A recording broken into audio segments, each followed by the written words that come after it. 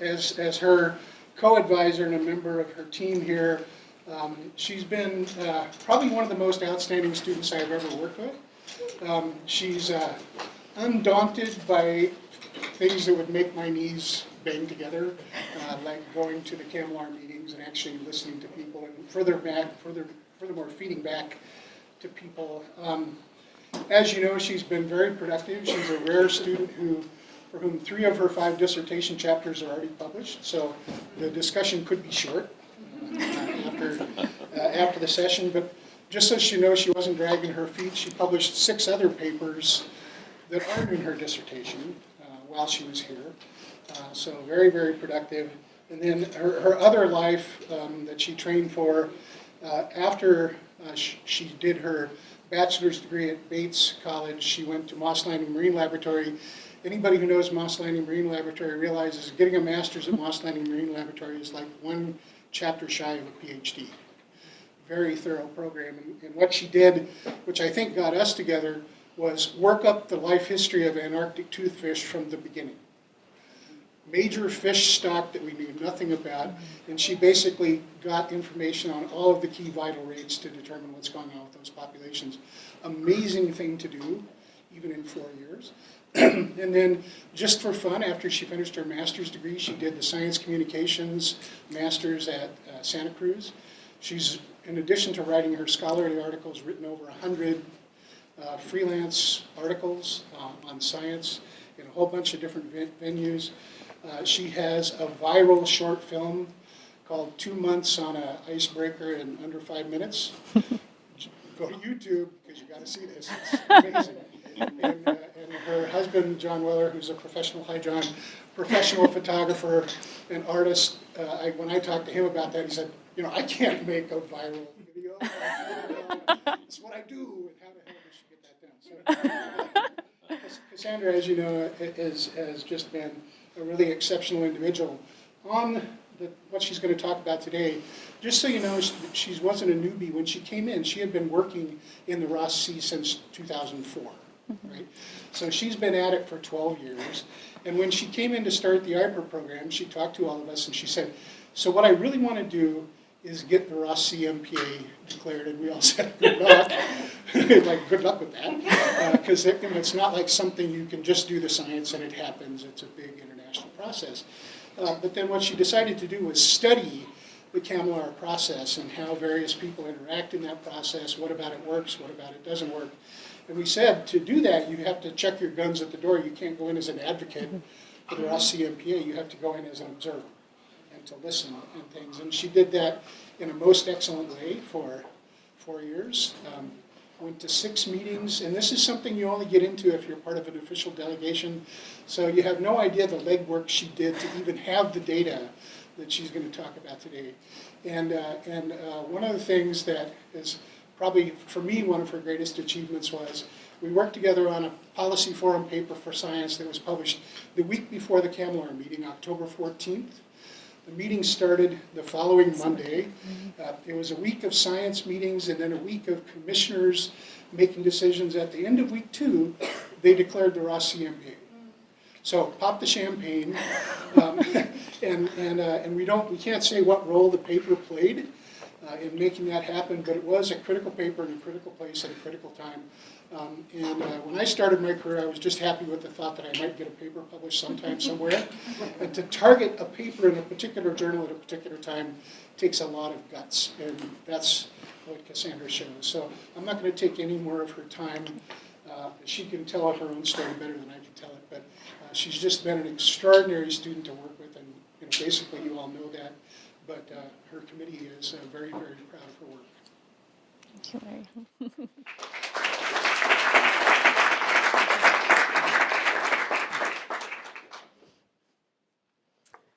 And my sister is here today, Lisa Brooks, and she wanted to do an honoring before I start. So, Cassandra, I want to present you with this. Lily. Yes, thanks, Lily. Can you hold this? I want to present you with this wampum medallion. Thank you. And I want to thank you for all of the incredible work that you've done to protect the ocean waters, which I know comes from a place of such profound care and concern for the waters and all of the beings that rely on it, which includes us. And I want you to know how grateful we are for your work and how proud I am of the incredible research and the push that you've done to achieve your dissertation.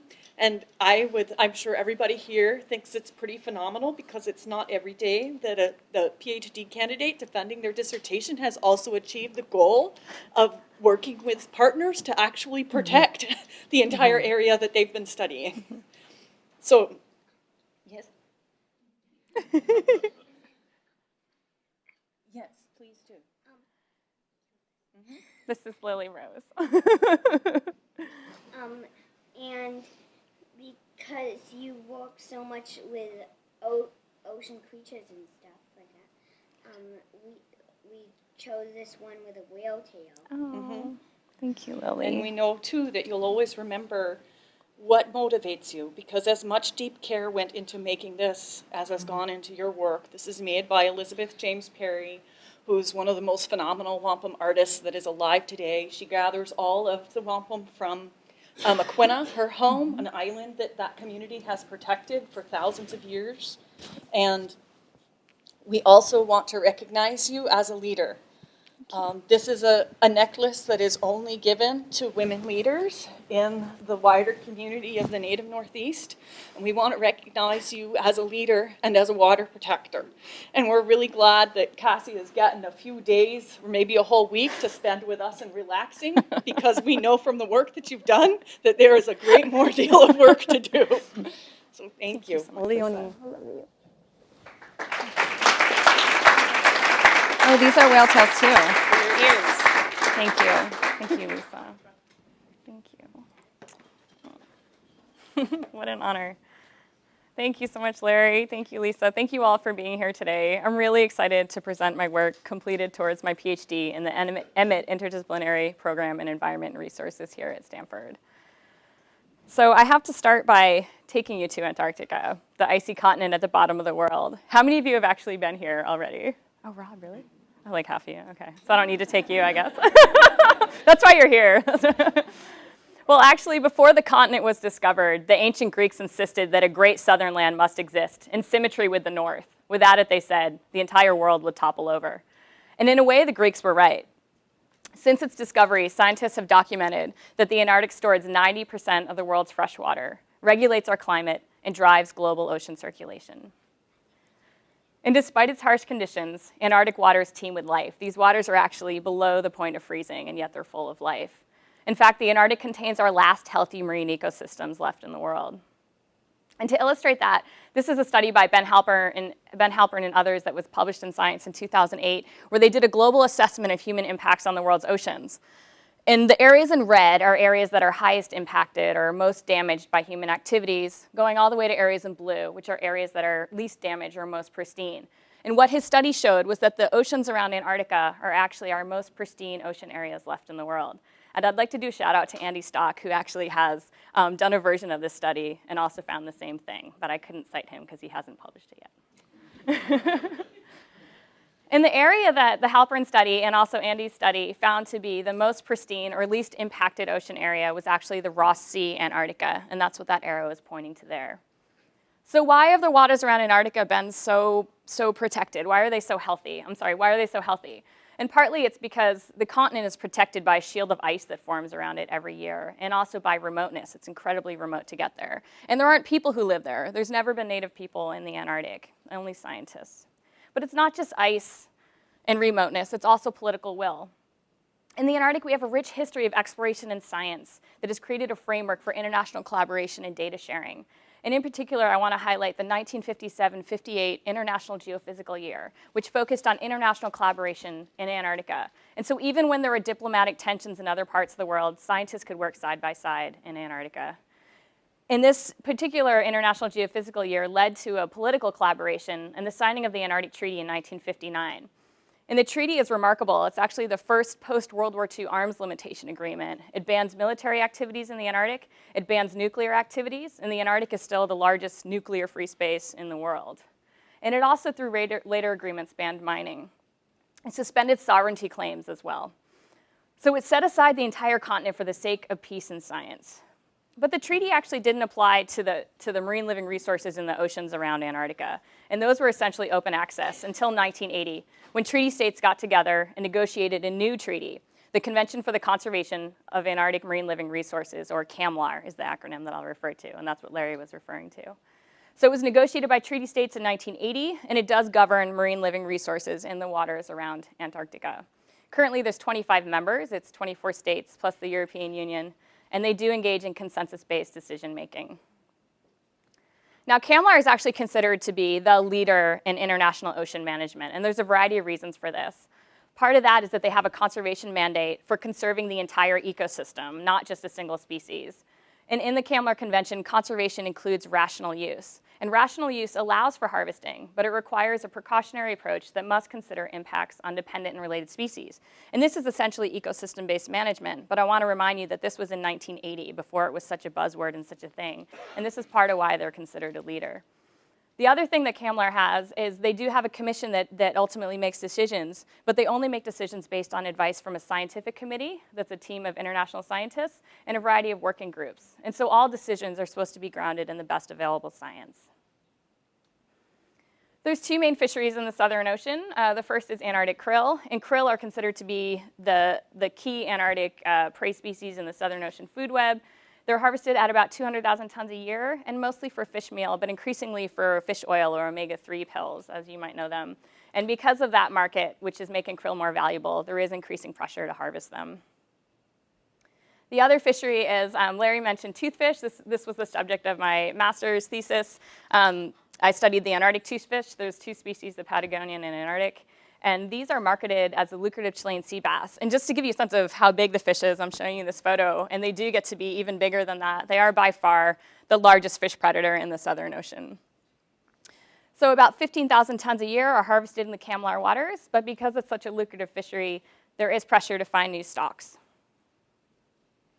And maybe some of you are surprised that we're fishing all the way in Antarctica. When I started my master's studying toothfish, I thought it was really strange that I was studying life history of a fish in the Antarctic for the sake of management purposes, so we could better understand it.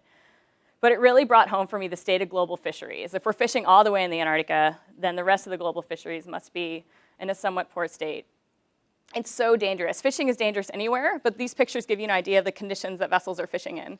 And some of these vessels are hardly seaworthy and certainly aren't ice strengthened. And this is actually a picture of an Australian vessel that got stuck last year in the ice and had to be rescued. And this is not uncommon. But it's in line with global fishing trends where vessels exploit closer to home and then have to move further offshore and into deeper waters.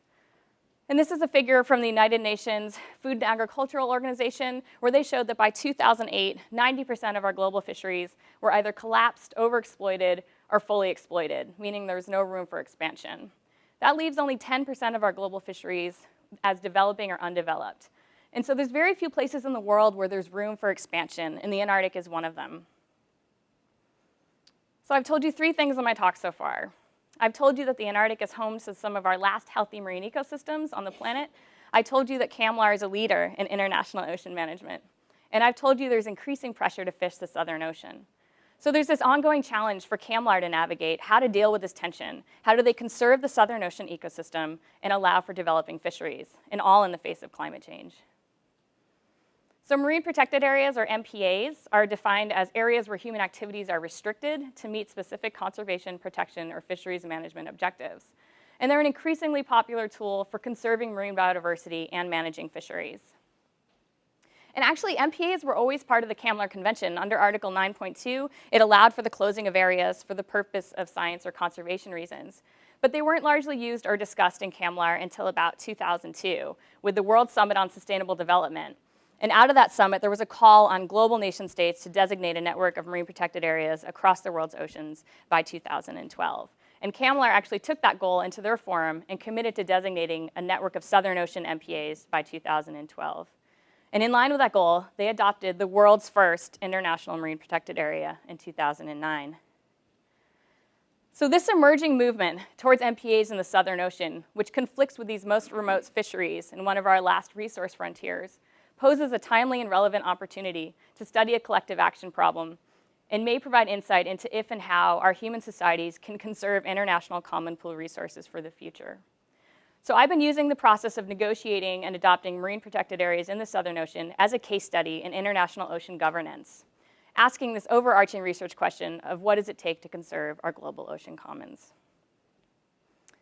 So I did a single in-depth case study for my dissertation, and I guess it's 4 chapters plus an intro. That's what Larry was referring to. And I will draw on pieces from all the chapters today, and I would say that my dissertation really is a single case study. So each chapter, it's not that each chapter answers a specific question. They all collectively answer a variety of questions. And those include, what has CAMLR's progress been towards marine protected areas? What are the major factors influencing CAMLR's MPA process? What is the role of economics in that process? What is the role of geopolitics? What are the ecological and political concessions as CAMLR moves towards consensus? And as we addressed in our science paper, Larry mentioned, what is the way forward? That's the paper that we made recommendations in. And I'll be drawing on all these questions today. So in doing a case study, I drew on a very diverse array of mixed methods to answer the questions that I just shared with you. And the key aspect, as Larry mentioned, that I knew I needed to do was to get into the CAMLR meeting room. I had to get inside those closed-door meetings to understand what was going on. And I did get access in fall of 2012, and I observed 6 meetings, which was about 600 hours. And basically, during the meetings, I would take very detailed notes of the dialogue, of who was talking to who, because none of that ends up, well, some of it ends up in the public record, but most of the details don't.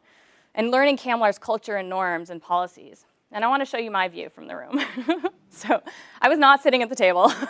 I was sitting in this back corner where I was allowed observer access through a delegation that's called the Antarctic and Southern Ocean Coalition. They're a nonprofit conservation group, and they let me take a seat on their delegation to observe meetings. So I sat in the back of the room, as I mentioned. So CAMLR takes place at the Secretariat office in Hobart, Tasmania, Australia. And they only meet 2 weeks every year in October. And so there's actually only one opportunity every year where all these people are sitting at a table together to make policy decisions. And it's 1 week of a science meeting and then 1 week of the commissioners. And I want to give you a sense of who's actually sitting at that table. So there's a head of delegation. Each 25 states gets 2 seats at the table, and 1 seat is reserved for the head of delegation, or the top diplomat, the person who makes decisions on behalf of the country. And that arrow is pointing to the US head of delegation, Evan Bloom, who's with the State Department. So he would work under John Kerry, and he's the one who is the head diplomat at the decision-making table. But next to Evan is his chief science advisor, who also has a seat at the table. And so while Evan is the one at the microphone ultimately engaging in negotiations and making decisions, George Waters, who's with NOAA, is sitting next to him, and Evan is constantly turning to George to get advice to make decisions. And this is part of what I meant by CAMLR's leadership, is that a scientist from every country has a seat at the table and can influence policymaking. So I also did extensive interviews throughout my case study, and these included just unstructured informal interviews with people at CAMLR meetings. These included semi-structured delegate interviews, which I'll present results to you on, and also oral histories. There were multiple individuals who had been with CAMLR for decades who spent hours with me, telling me their stories, telling me how the CAMLR convention came to be, and I learned so much through hearing their stories. I also did discourse and content analysis, so I studied CAMLR meeting records and reports from 1980 to 2016. I studied the MPA proposals, and I analyzed my meeting notes actually through content analysis. And then to get context, like when you do a case study, you can't just focus on in the room. I had to know what was going on in the outside world as well. And so I read extensively, not just peer-reviewed literature, but also media and press releases, like national strategic documents around the Antarctic, to see what countries' perspectives were. I did do some quantitative analyses too, with fisheries data and economic data. And I also engaged heavily in map making, and I'll show you a lot of my maps throughout the talk today, and I used GIS to make my maps. So for my case study, to actually bring all this evidence together and evaluate, the main analytical tool I used is process tracing, which is also known as explanation building. And it's basically you chart causal paths that are likely to produce an outcome and the conditions under which they occur.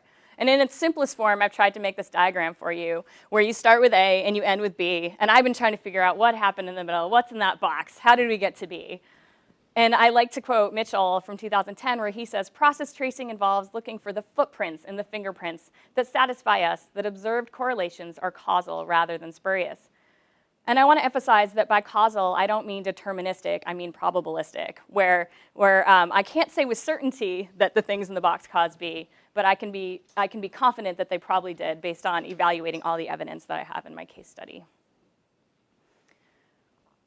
So as I mentioned, I did a single case study in 4 chapters, and a couple of those are published. And then as Larry mentioned, I do have 6 other papers that are appendices to my dissertation, and I'll be drawing on the 4 chapters and these appendices as I present to you today throughout the talk.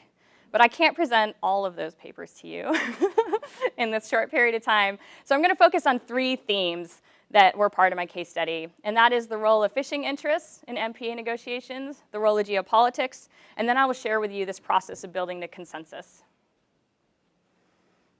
So to remind you, CAMLAR adopted the world's first international marine protected area in 2009, south of the South Orkney Islands.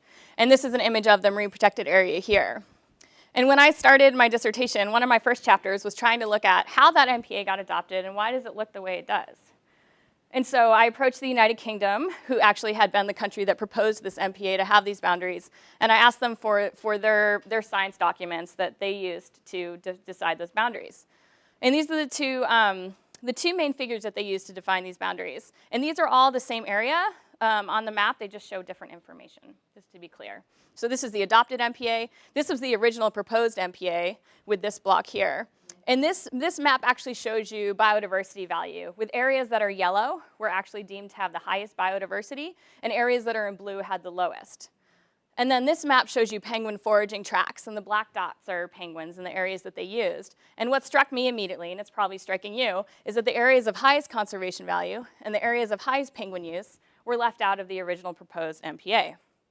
And when I inquired to the UK delegation, why did you not want to include these areas that are obviously incredibly valuable, they told me that this is also the main krill fishing grounds, and they didn't want to propose an MPA that would interfere with krill fisheries and ongoing krill fisheries management. So then I also asked, well, why is this box different from this one? Why is it missing it's 6,000 kilometers squared that was taken out of the MPA as it was proposed? And this happened during negotiations in 2009 when Russia demanded that this was an area that they really wanted to do some crab fishing, and they wanted it to be taken out. So it was taken out. And as a side, Russia did try to fish in this area for crabs the following year, and they found 3. And so the fishery proved completely fruitless. But it did set this precedent, right, that the MPA was proposed and it could be adopted as long as it didn't interfere with current fishing or even future potential fishing interests. And at the close of the meeting, Japan, and this is on the formal record, with the support of Russia and South Korea, said that the amended MPA constitutes a good precedent because fisheries were not restricted. And even though other states objected to this notion that MPAs and fishing activities should be mutually exclusive, it certainly set a precedent of compromising ecosystem conservation to accommodate fisheries. And this continued to influence CAMLAR MPA negotiations. So to remind you, during this part of the talk, we're talking about the influence of fisheries on CAMLAR MPA negotiations. And so I want to show you what was proposed in 2012. And just to orient you on this map, that's the South Orkneys MPA as it was adopted. And then this is the Ross Sea MPA proposal as it was proposed to CAMLAR in 2012. And this is an Eastern Arctic MPA proposal as it was proposed to CAMLAR in 2012 as well. So you can see these MPAs are a scale much larger than the one that was adopted in 2009. At more than 2 million kilometers squared and 1.8 million kilometers squared. If these had been adopted, they would have been the world's largest MPAs by far. And I want to highlight that the goal of these marine protected areas was to conserve the ecological structure and function of the ecosystem. That was explicitly their goal. Now, these MPAs weren't adopted in 2012 or 2013 or 2014 or even in 2015. They kept coming to CAMLAR's decision-making table. And over the course of those years, they were reduced in size, largely. So the Eastern Arctic MPA, again in purple, was reduced by about 50%. The Ross Sea MPA was reduced by about 40%, with fishing zones actually added to it as well. So I want to highlight that the Eastern Arctic MPA, the one in purple, actually was proposed to be a multi-use marine protected area, and that it didn't actually have any no fishing zones. So none of that purple area was off limits to fishing. That's how it was designed. And now I want to take a closer look at the Ross Sea MPA proposal. So to orient you to this map, this is the Ross Sea, the southern part of it, and the MPA proposal is the black outline there. And the blue represents conservation ranking, and you can think of that as a proxy of biodiversity value. And this was one of many data layers put together by US scientists, Grant Ballard and others, And they pulled all this data together when the United States started talking about a Ross Sea MPA because they wanted to identify priority areas. So if we were to design a marine protected area, what are the areas that we absolutely need to have in it if we want to conserve the ecological structure and function of the Ross Sea? And so the areas that are in darkest blue represent areas of highest conservation value. And these are areas that are largely on the Ross Sea shelf up top there and the slope here. And in fact, the #1 area that Grant Ballard and others identified to be the key area for protection in terms of biodiversity conservation was Island Bank here. Sorry, that's my child. She gets upset when I start talking about fishing.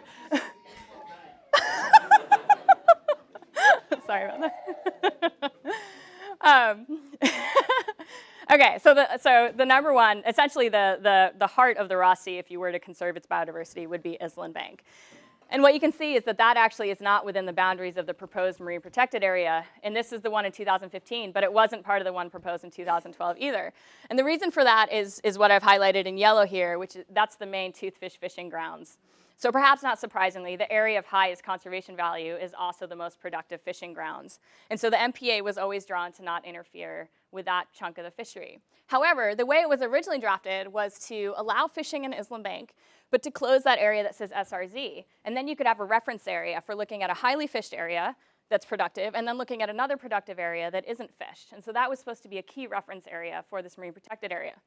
But during the course of 2012 negotiations, some countries couldn't agree to that area being closed to fishing, and so the compromise was a special research zone, and that's what SRZ stands for, special research zone. And in that area, it's technically part of the marine protected area. However, it allows for commercial fishing at a reduced rate and a higher tagging rate. So similar to the precedent we saw in the South Orkneys MPA, this MPA was largely drawn around fishing interests. Now, as these MPAs were negotiated year after year after year at CAMLAR and not being adopted, there were many states that were starting to get frustrated by this. And this is a formal on-the-record statement that the European Union made at the close of one of the meetings. That this failure, and they were referring to the failure to adopt marine protected areas, is sending the wrong signal that individual economic interests are overriding the common good, which we believe is not in the spirit of the Antarctic Treaty System. So in my first chapter, I really wanted to understand, again, this influence of fishing interests in fishing states. And because I had an inside view, I was in the meeting, observing negotiations, I could see which states were blocking and which states were supporting. And in some ways, I expected that maybe just all the fishing states were blocking the MPAs and the non-fishing states were supporting. And this is a unique thing, actually, where in CAMLAR, not all the states fish, so there's members of the commission that their interests are conservation or diplomatic. It's not about fishing. So about 14 of CAMLAR's 25 member states engage in fishing, about 2/3. So when I looked at how states were voting on MPAs, it was actually that only 65% of fishing states were blocking, and the other 35% were supportive. And so why is that? So I want to back out, because I haven't showed you yet where fishing is in the Southern Ocean. So this is a map of the CAMLAR area. The black boundary represents the boundary of CAMLAR's jurisdiction. In red is krill fisheries. And again, the circle is just an approximation of where the fishery is, and the larger circles represent larger allowable catches. So most of your krill fisheries are actually around the Antarctic Peninsula and to the north. Toothfish fisheries are represented by the green circles, again with the larger circles being the larger catch that's allowed, and those are scattered throughout the CAMLAR area.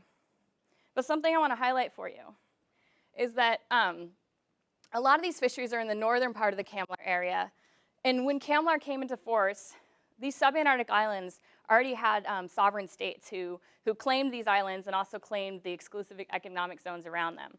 And because those weren't contested, those were just kind of grandfathered into CAMLAR, where these countries agree to follow CAMLAR rules, but they have exclusive access to the fisheries in their EEZs. And so these are countries like Australia, who has Heard and McDonald Islands.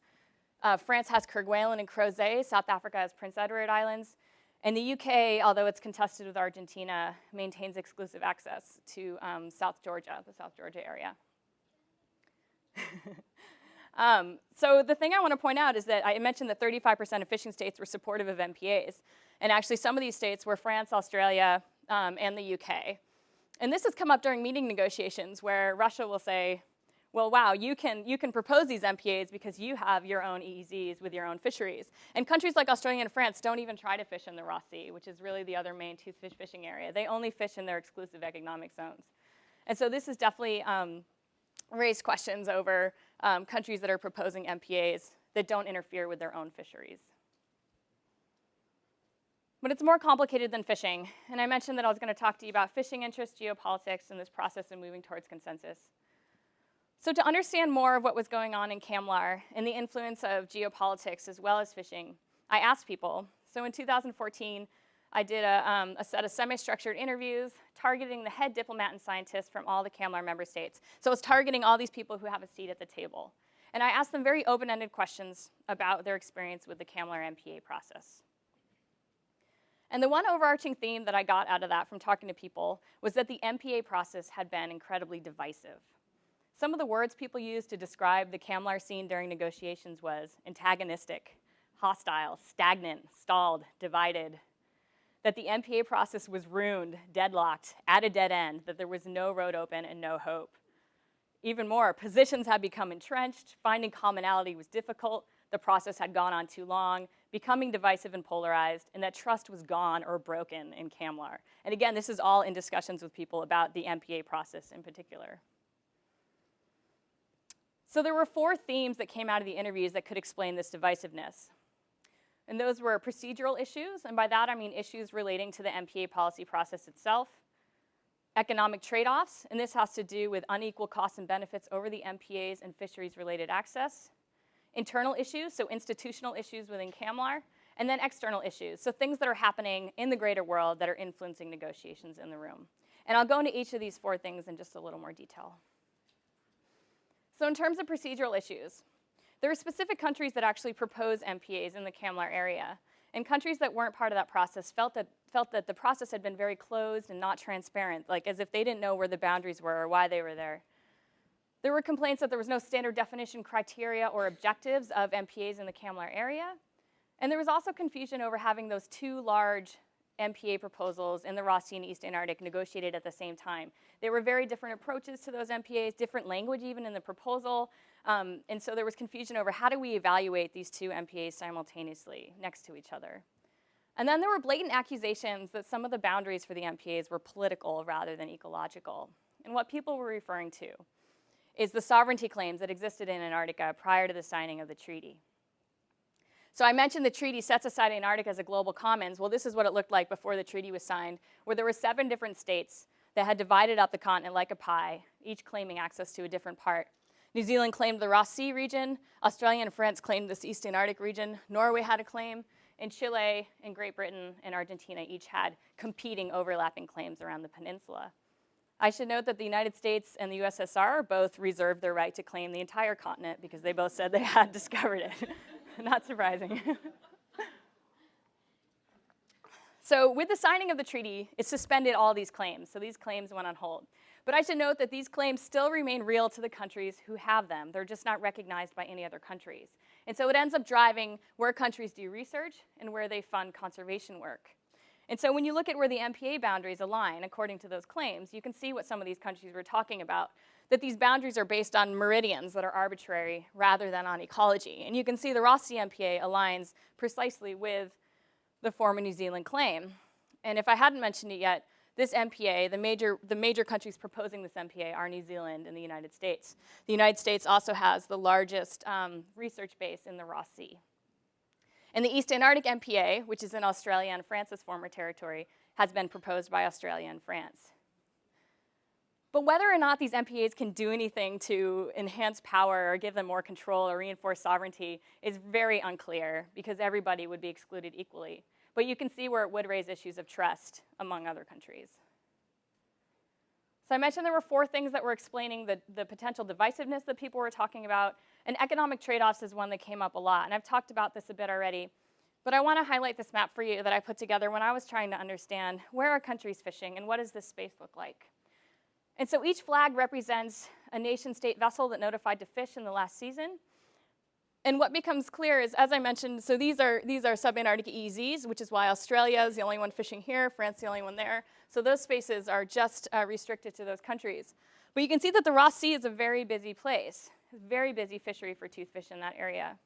And the Antarctic Peninsula is even busier because that's where the krill fisheries are as well as toothfish fisheries. So even though the fisheries in CAMLAR are relatively small, it is a crowded space where they fish.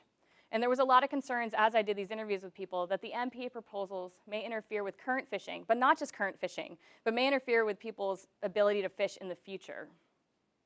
And finally, there was concern that it might set precedent, that if we adopt huge MPAs in Antarctica that are potentially off limits to fishing, then we're going to adopt even more in Antarctica, and we're going to adopt them in the Arctic and in the high seas and everywhere else in the world. And there was concern about that precedent.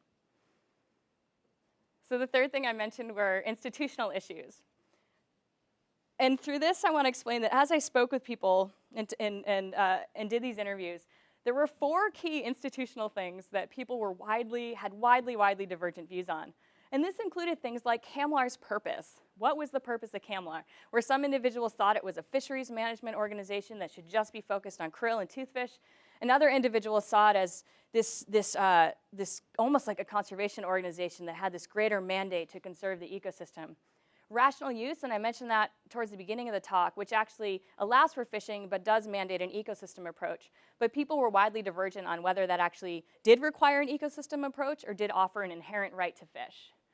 There was divergence on whether or not CAMLAR even needed MPAs. Some people thought they're strict enough without it, and even what the purpose of an MPA was, where some saw it as a fisheries closure and others saw it as a greater conservation tool.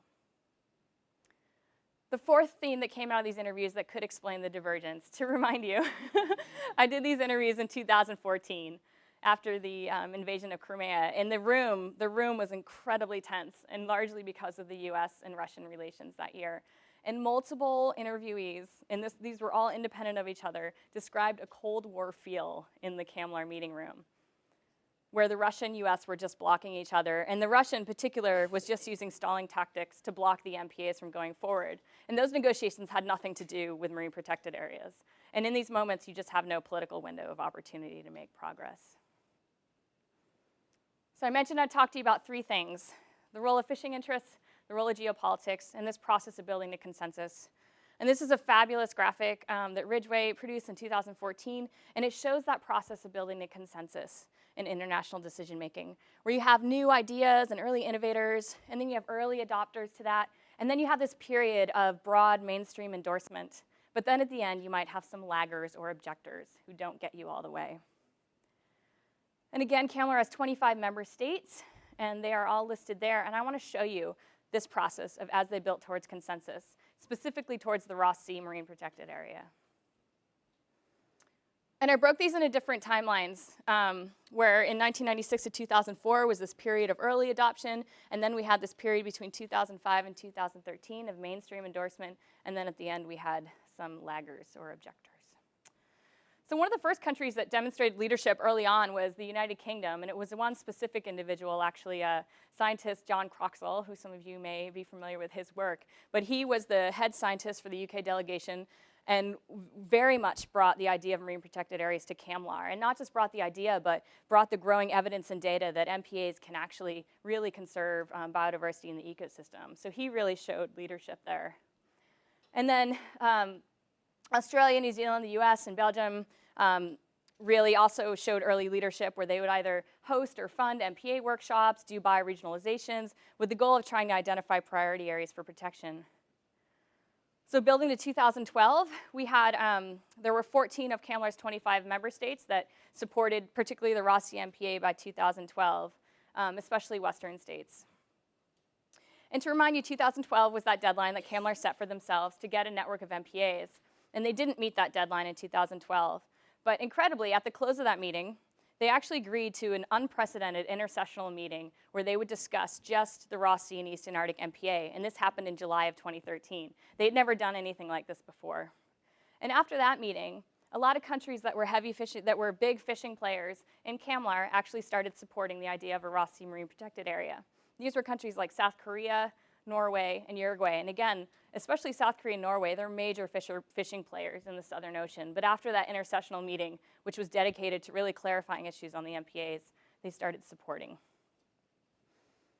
So that takes me to 2014, which was a year when a few other countries actually joined in consensus: Japan, Namibia, and Ukraine. Ukraine was a fascinating one to see join in consensus, because in 2012 and 2013, they were one of the most vocal opponents to marine protected areas in the Antarctic. But once they gained their independence from Russia, they actually have stopped voting in unison with Russia and have not since blocked the MPA process. So that left these two countries, China and Russia, who in 2014 and 15 continued to block the adoption, particularly of the Ross-Sea MPA. So I want to back up a minute. Right now, so far in the talk, I've really focused on what's going on inside CAMLR, but I want to give you a sense of what was going on outside of CAMLR during these negotiations in the years that they started discussing MPAs. And I have the great honor of actually having scientist David Ainley in the room, which I encourage you all to go talk to after this talk. But David was the first scientist to actually start approaching CAMLR with this idea that the Ross Sea was this intact marine ecosystem where we still had top predators, where we could actually have it as a living laboratory to understand how a healthy marine ecosystem functions. So David started sending papers to CAMLR as early as 2012, and this is long before that Halpern study even came out. And then he actually generated the support of more than 500 scientists who signed this. It basically was essentially a petition that said, we, the undersigned scientists, believe that it is essential that the entire Ross Sea, including its shelf and slope, be afforded protection by designating it as a fully protected marine reserve. And scientists don't usually sign these kind of statements. So David actually teamed up with my husband, John Weller, and they formed this Last Ocean Project, which was a big media, essentially a media campaign about the Ross Sea. And through that, they worked with a variety of nonprofit organizations, conservation groups, and there was actually a new nonprofit, the Antarctic Ocean Alliance, that formed in 2012. Leonardo DiCaprio started posting John's photos on his Facebook page and calling for protection of the Ross Sea. And he actually, it's funny, except that he generated 1 million signatures within a week at the 2012 meeting calling for protection. But it wasn't just these groups. Pew was involved, Greenpeace, WWF, and there was a lot of news generated. The Antarctic and Southern Ocean Coalition, there were just a lot of conservation groups from all over the world that were getting involved in this issue and putting pressure on CAMLR. The Antarctic Ocean Alliance actually produced a variety of these policy documents, and they actually produced them in all the different languages for the CAMLR states, and they would distribute them at meetings. So powerful outreach tool, putting pressure on CAMLR from the outside and the inside. So scientists were putting pressure, conservation groups were putting pressure, and the public was also putting pressure. Now, CAMLR is this obscure building in Hobart, and it's this dark stone place. It's a very serious-looking building, serious-feeling building, too. And they usually don't have much attention drawn to them. But as of 2012, this is the scene outside of CAMLR, where the public is out there rallying, protesting, holding signs in multiple languages. There are people dressed up as penguins, which my daughter absolutely loves, and just a lot of excitement. And I want to highlight, like, here they're holding binoculars. And the reason for that is that CAMLR operates behind closed doors, right? And so usually the public can't see what's going on. But this is them saying, we're watching you. We're watching what's going on inside there, and we want you to take action. So this is right outside the meeting room every year now, since 2012. So actually, some of the environmental groups got the attention of John Kerry. Pew hosted an event with the National Geographic in DC in 2013, actually got him to watch a shortened version of The Last Ocean. And from there on, John Kerry, Secretary Kerry, started urging support for a Ross Sea Marine Protected Area and making it clear that he wanted this to happen as part of his legacy in his term. So all these things were happening outside of CAMLR, and again, we had these two countries that were still not, we're still objecting to, particularly, again, I'm focusing on now the Ross Sea Marine Protected Area. But at the end of 2015, and it literally was the last morning of the meeting in 2013, China came to that table and said, we endorse the Ross Sea MPA. Why did they do that? There were two main things. One is that there actually had been presidential-level discussions between Obama and the Chinese president about the Ross Sea, and I'm happy to tell you that story later, how that happened. And then the other thing was that China did demand some concessions. And one of those was a krill research zone, so they added this area which, similar to the special research zone, would allow for commercial krill fishing. And it's actually not even technically in the Ross Sea, but west of it. And they also really wanted a sunset clause. That was one of their bottom lines, that the MPA has to have an expiration date, that it can't be in place in perpetuity. And so by the end of 2015, this is what the Ross Sea MPA looked like. And it also had been written with a limited duration, but that duration was still up for negotiation.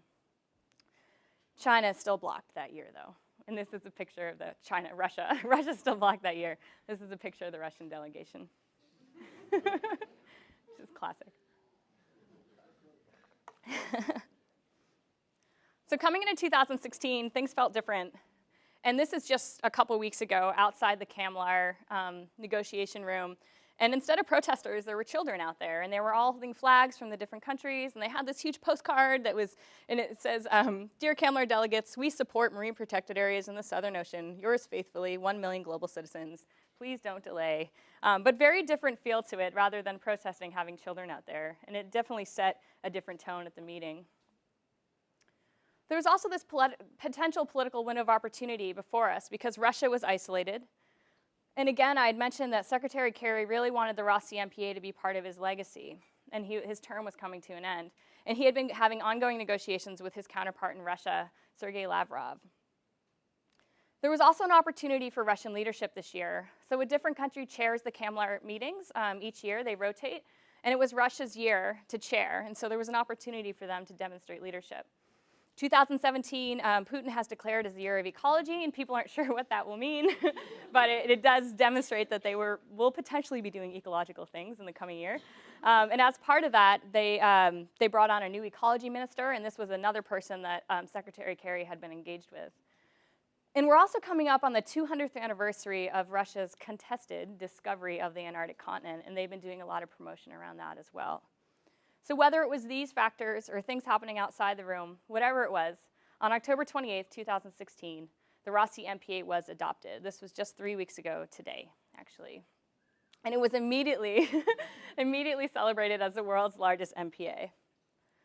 And it is the world's largest MPA. It's 1.55 million kilometers squared, so it's actually even larger than the newly expanded Northwest Hawaiian Islands marine protected area. 70% of that is no-take, so the area that's no-take is everything outside of the SRZ and KRZ. And to remind you, the SRZ allows for commercial research fishing for toothfish and krill, and this allows for research fishing for krill. And again, Island Bank would have been this area right here, which was not part of the adopted MPA. And in fact, when I contacted one of my master's advisors, and he studies toothfish life history and connectivity, and when I said this MPA was just adopted, he immediately asked me, but does it include Island Bank? And I had to say, no, it does not. So it is the world's largest MPA for 35 years. And so during the meeting, there were ongoing negotiations about what the duration would be. And some countries like Japan and China wanted 20 years, and that was their hard line. Other countries were pushing for 50, and what they wound up with was halfway in between those two numbers, pretty arbitrary. And I want to point out that 35 years is actually it's shorter than the life history of many of the animals that this MPA was supposed to protect, that in its proposal that it says its goal is to protect. And so Russia did agree to this Rossi MPA, but they did ask for a couple of things. So the MPA looks the same, but there are some differences. One is that this SRZ, so Russia negotiated there to be more fishing allowed in that area, more commercial fishing. So even though it's at a lower rate than elsewhere outside the MPA, they negotiated it for it to be more. And the other thing they negotiated was, so there's some areas, particularly this area, and there's other areas over here in the Ross Sea that are closed for management purposes. So there are areas that are closed to fishing on a year-to-year basis for other management purposes that I won't get into. And they negotiated those areas being opened.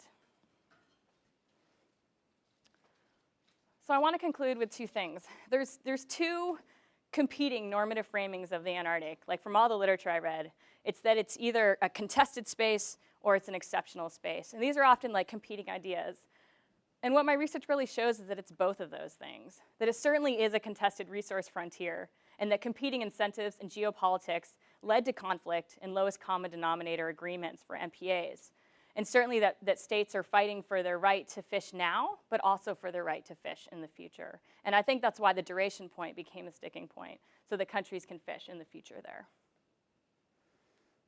But I think my research also shows that the Southern Ocean has exceptional governments where we can have these breakthroughs that lead to consensus when we have political windows of opportunity. And I want to share with you that moment in the room when CAMLAR actually achieved consensus. And both my husband John and I were in that room.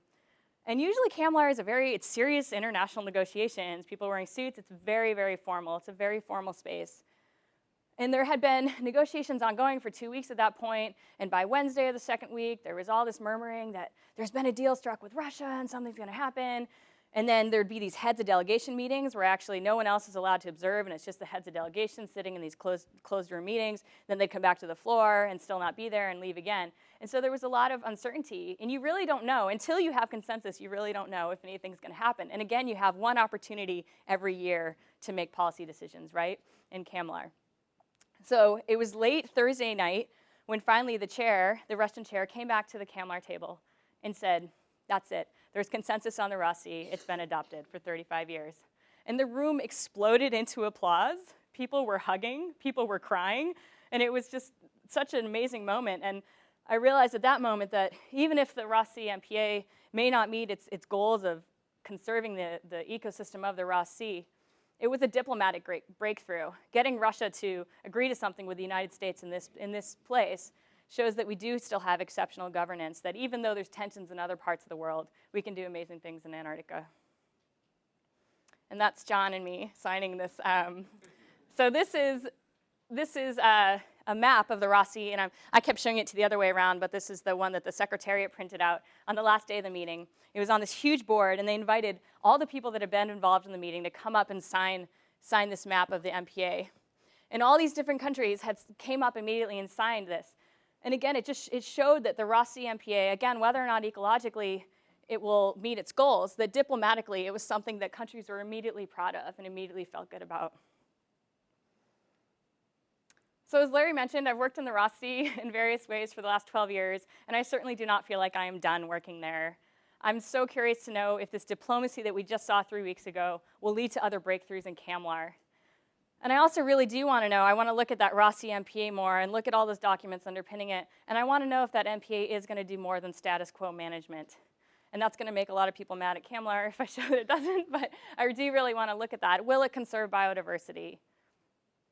But I also think, based on my dissertation, there are a lot of lessons learned for other places. Resource frontiers like the Arctic, contested spaces like the South China Sea, and other ocean commons like the high seas. So there are so many people I want to acknowledge, but I don't want to take too much time, so I'm just going to highlight some of you.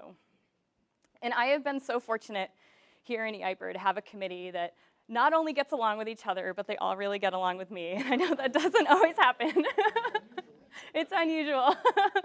And we all have such a wonderful relationship. And I want to thank each of you individually. And Larry, I have to thank you even in the beginning before I started here, you believed in me, and I came to you with some crazy ideas. And you said, those are crazy, but let's do it. I love it. Let's do it. And for always supporting me.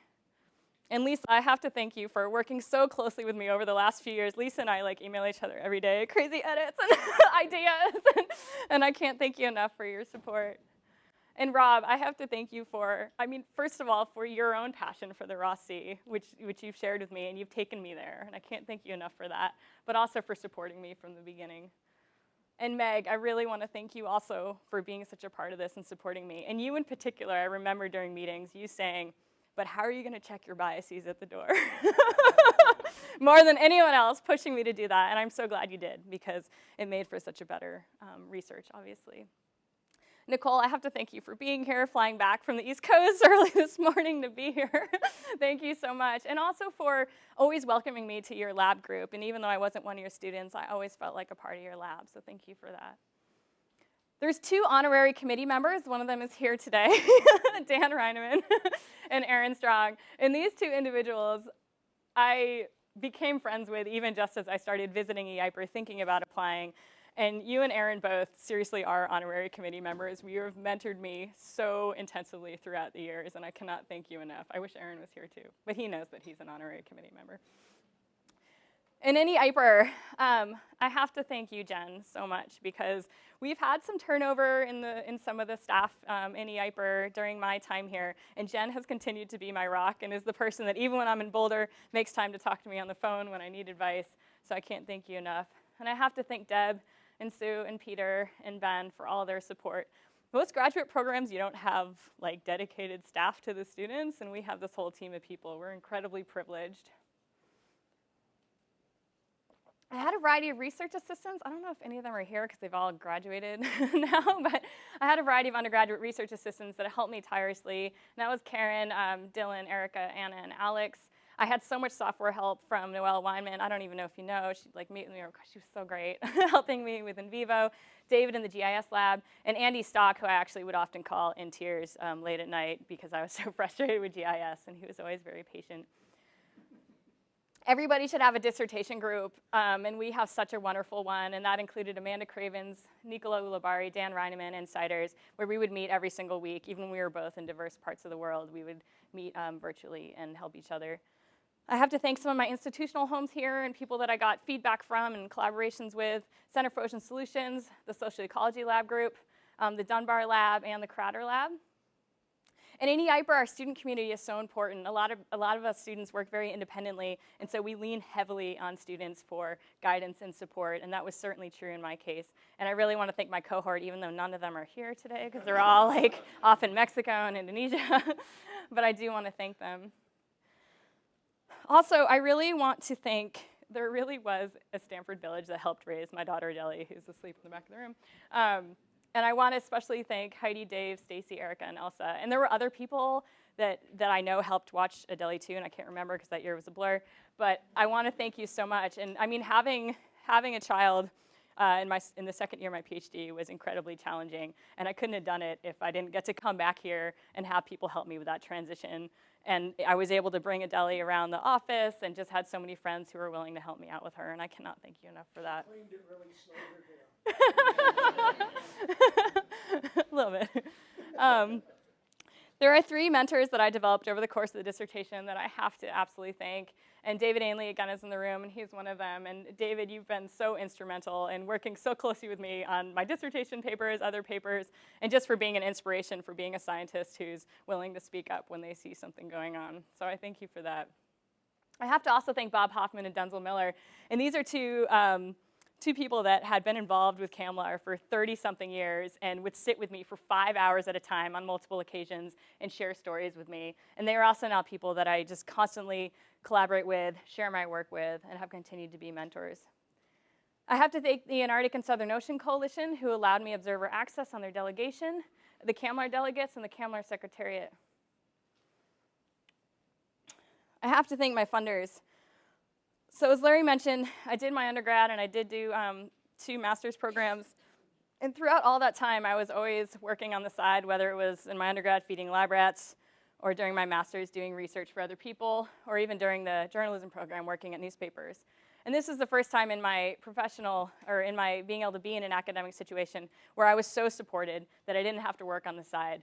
And I'm sure that's part of my productivity, is that I was used to having to also work while going to school. And it's been phenomenal to just be able to focus and to be this supported. And I know most PhD students are not. So I have to thank the Emmett family. I have to thank William and Eva Price, who have funded my specific dissertation, the Switzer Foundation, and also the School of Earth, Energy, and Environmental Sciences for funding a lot of my summer work.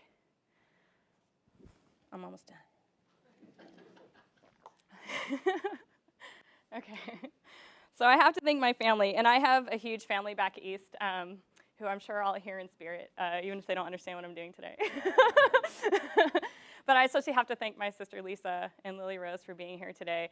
And Lisa is a bit older than me, and when we were children, I distinctly remember in second grade, I had to do this assignment where we had to describe who a hero was. And I said my hero was my sister Lisa back then. But that still rings true today, and she's so paved a path for me to be able to believe in myself, for believing in me when I didn't even believe in myself, and for seeing the potential in me when I certainly didn't see it as a young woman. And I'm finally starting to see it, and it's largely because of you supporting me all these years, and I can't thank you enough. I have to also thank, I have 2 honorary family members in the room, Elsie Tanajaya and Kristen Green, who are 2 of my closest friends in the world who have been with me since through all my Ross C. Moss Landing days, and I thank them for all their support. And finally, John's family, the Wellers, have certainly helped raise my child. We've dragged them to Tasmania, actually, to watch Adele while we're at the CAMLAR meeting, and they've been just incredibly instrumental, even though Adele's asleep back there. I have to thank my daughter Adele because we have dragged her all over the world, and she just is so happy with it and adaptable. This is actually Adele at 6 months old outside the CAMLAR meeting. Those are the CAMLAR flags in the background. Just delighted no matter where she is and what's going on, and that has brought so much joy to me, obviously, but also to all the other people that she's gotten to interact with. And finally, I have to thank my husband, John. So John and I got married about 2 weeks before I started in E-IPER. So he's essentially been married to my dissertation as long as he's been married to me. And that has involved a lot of time away and a lot of putting up with me through all of these years of being involved in the PhD here. And I can't thank you enough for your patience and support.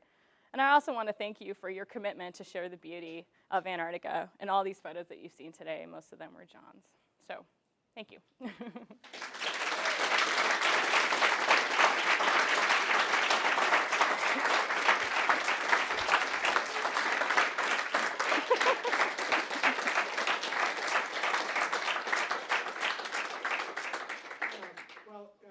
So it is 3:30. If you have to run, please don't feel bad about running, but Cassandra would love to take some questions. While you're thinking about your questions, nobody has papers suitable for framing very often. Oh, thank you, Larry. Thank you. Thank you. Yes. So, great job, Patrick. Thank you, Patrick. As you start thinking about, you've posted some like future research directions and areas that you're going to look into, and I'm just kind of curious if you have any insight as to the dynamics that pervade CITES and how that might, you could draw potentially some lessons from CITES. Have you looked at or compared CITES and CITES dynamics? No. I would like to do that. Yeah, I'm so embedded in CAMLA right now. It would be great for me to actually expand out and see these other large international conservation groups. When do their breakthroughs happen? How do they get there? I'd absolutely love to do that, especially CITES actually. This last talk was just... Tell me. Yeah. So, it was just, I immediately was like, oh my gosh, you need to look at CITES. Yeah. Yeah. Thank you for that. Work. That's the next dissertation. Yeah. Thanks, Cassandra. That was fabulous. This is maybe a two-part question. So first, the science paper, as Larry mentioned, came out a week before the meeting, and it was 3 days, yeah. Yeah, so it wasn't science. So I imagine people actually read They it. noticed it. Yeah, so I was just kind of curious how that went down when you actually got to the meeting in Hobart, and kind of zooming out how this experience of the research, the E-IPER experience, jives with your other experience in your work down there as a journalist, but also as an advocate. How you Sure. kind of squared those things in this process. Yeah, that's a great question. I mean, I think one of the things I had to do, and again, Meg was one of the people that demanded I do this, which was great, was to realize that I did have these deeper feelings about the Ross Sea and Antarctica that I would have to kind of check at the door and to be able to enter that room as a scholar. And I actually feel like that took me about a year. Like the first meeting I went to, I was so excited to be there, and the NGOs were protesting, and I was like, oh, I should be out protesting. And I was like, oh no, I shouldn't be out protesting because I'm here as a scholar. And that actually was a transition for me. And so it took a few years for me to really build trust with people, and even for myself to really just step back and realize that I could have values as a citizen, but then I also had to be in there as a scholar studying it. And I feel like I was really able to do that over the years. In terms of the science paper, I could tell a lot of stories about that. But in short, we wrote this paper that really drew attention to all the concessions that I showed you today. And this is something that both CAMLR delegates didn't appreciate, nor did the environmental groups that I was sitting on their delegation. They certainly didn't appreciate that either, because it could affect their ability to get funding in the future if it shows that they adopted MPAs that didn't have meaning. And so, I showed up, and I had multiple people say, oh, I thought you'd be tacked outside the building. I'm surprised they let you in, but they did let me in. And to their credit, nobody kicked me out or asked me not to participate this year. However, I did get a lot of criticism for highlighting those concessions in such a high-profile way, where people felt that, I think because of my advocacy background, people thought that I would get behind no matter what was happening in the Southern Ocean. And when I didn't do that, it surprised some people, particularly my United States colleagues who I'd worked closely with. So I have many stories about what went down. But in short, people didn't like the paper. A few people did, though. I mean, people who weren't, people who hadn't invested years of time and money into this process were very supportive. People who were a bit more objective, they were like, that was exactly right. And it definitely raised the profile, so it did accomplish that. Yeah. We got some scary emails. You say I might get accosted at the doors. Yeah. I think that the reaction to people who weren't in the room like me was that this kind of document makes people feel uncomfortable. That's exactly If right. it didn't make anybody feel uncomfortable, then maybe nothing would happen either. Yeah. So it's difficult to decide when to step in. One of the things that Cassandra told me on the phone was about, she realized that she'd kind of broken a social norm by doing this paper, because you're building these relationships and trust with each other. And I think some people felt like their trust had been Nobody had been allowed inside access and not said glowing things about CAMLR, I guess, is in short. So yeah, in that way I did feel like it was you were granted, People said, why didn't you you were share granted the access. paper with us before it came out in science? And we said we couldn't. So because of the environment. That's right. Other questions? Yeah. Thank you. Sorry. Congratulations. That Thank you, was Mary. Fantastic. And actually, I've never heard anybody describe the science communication program as just for fun. Cassandra was my I was being student. facetious. She worked really hard. Thank you, Mary. I wonder if you could step back and sort of think about this role, because you've been a scientist, now you're kind of a social science scholar, and then you're working in this policy realm, about how the work that you're doing can sort of inform delegates and people who are trying to really do the right thing for the right reasons, do it better. Because as you acknowledge, there were so many compromises, and maybe this is something to build on and do the next one in a deeper way, but what do you have to say if you had an audience, again, with John Kerry or sort of State Department negotiating this about your experiences and what you've learned? Yeah, actually, Mary, I think the big thing is, and I think this is where the power of having a background in ecology is that I was able to come into this PhD, look at the proposals on the table, and actually understand the data that was underpinning them, and be able to know, wow, these boundaries aren't actually protecting what they say they will. Whereas I think somebody that didn't have that background might not know. It might just appear, well, it's really big, great, and it doesn't matter that it's really big. And I think that would be the big thing, is that the size obviously doesn't matter, and I realize there's international targets people are trying to reach, but it doesn't seem like a good way to reach them by protecting parts of the ocean that actually don't need to be protected, I guess, or don't have high biodiversity value. And in CAMLR in particular, there are a lot of pretty strict fisheries management rules, and I think the big thing that I hopefully in like a next paper want to draw attention to is if we're changing those rules, like Russia asking to open areas that are closed for other management purposes, then are we actually getting worse than status quo? Are we compromising strong management that's in place, getting the world's largest MPA, but protecting areas that aren't ecologically important, and the risk of that? And so that hopefully with these other MPAs coming down the line, that can be the focus of protecting actually ecological hotspots rather than large ocean areas that are protected anyway. So that's the big thing I've been thinking about with that. Yeah. Yes. Lily? Is there a place called Antarctica? Uncle Arctica? Oh, Antarctica. That's awesome, Lily Rose. I don't think so.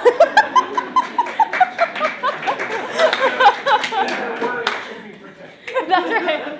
That's awesome. So while you're thinking of your last question here, I wanted to let you know that we're going to go grill Cassandra for a couple hours, but at 5:30, there's to be a mixer at the E-IPER office, and if I need to, I have a bottle of champagne in the car, but I'm sure there's going to be plenty to celebrate at 5:30, so I encourage you all to show up over there.